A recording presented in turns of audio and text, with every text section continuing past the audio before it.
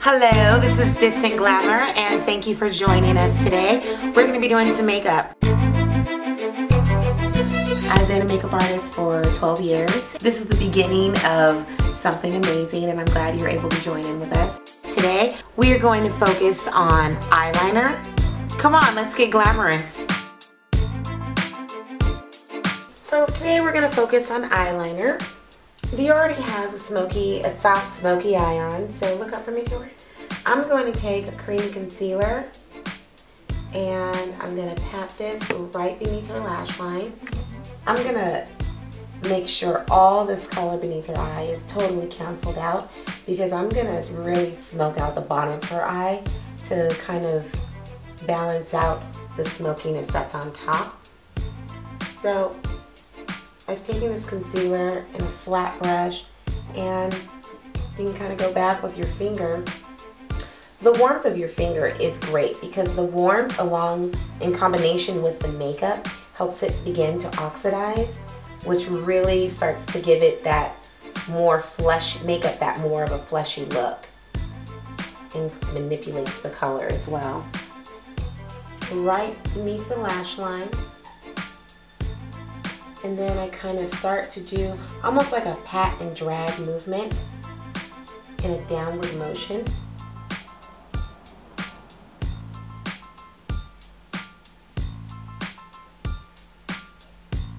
All the way beneath her eye. Then go back with your finger and just pat gently.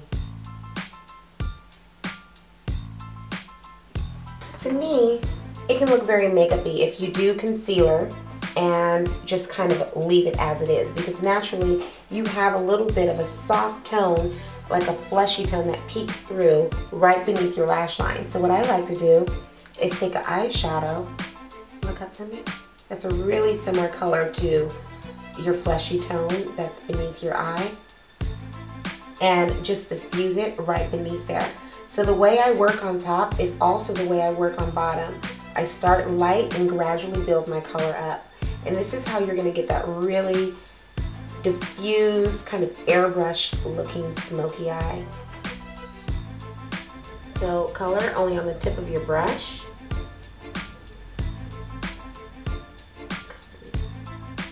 And you can just kind of roll your brush back and forward. It's a really light color, so you don't have to worry about extremely precise placement. If you mess up, if shadow gets on the skin, it's okay because we haven't done foundation yet. We're going to do that afterwards.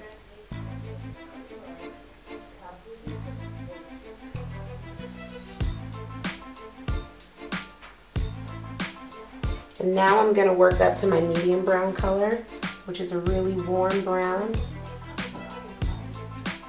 and do the exact same color placement. This one, I'm not going to go as low with it as I did with the lighter color. I'm going to kind of keep this a little bit above it. But the colors layering with one another are complementing each other.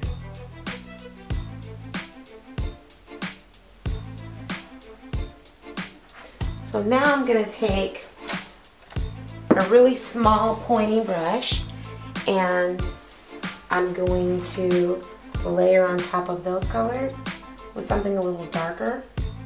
And remember, I'm not going to go as low as I did with the other colors.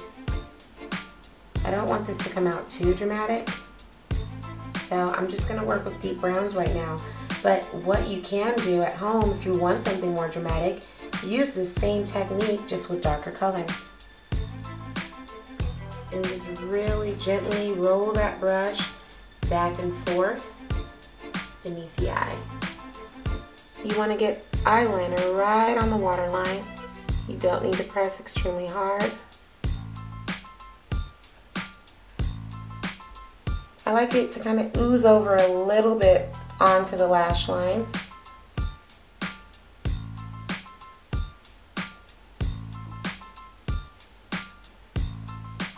And then take that same pointy small brush and just kind of drag it across the lash line. And now you can kind of see all the colors layering.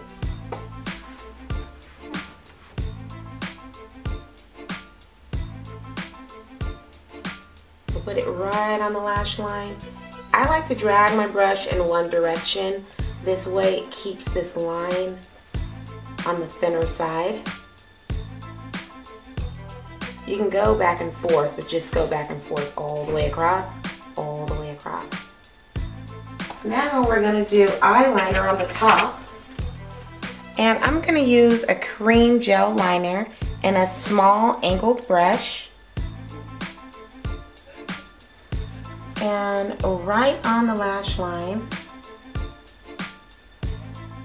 I'm just pressing right in. A lot of people like to drag their brush. You can if you'd like to. I personally don't like to drag my brush because I want to make sure I don't make any mistakes. And I've noticed that if I just go in small little sections, it's a lot harder for me to mess up, or make a mistake, I should say. Open for me. I just want a really thin line. I just kind of want to define her lash line. I don't really want her liner to be a very strong focus for this look. So press that brush right into the lash line.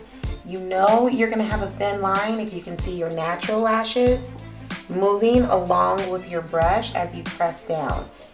If you can't see your lashes moving, you're probably going to have a thicker line, which isn't a bad thing if that's what you're looking for. You see how her lash line is just really defined by a very thin black line. And that, my friend, is liner. Very simple, very easy.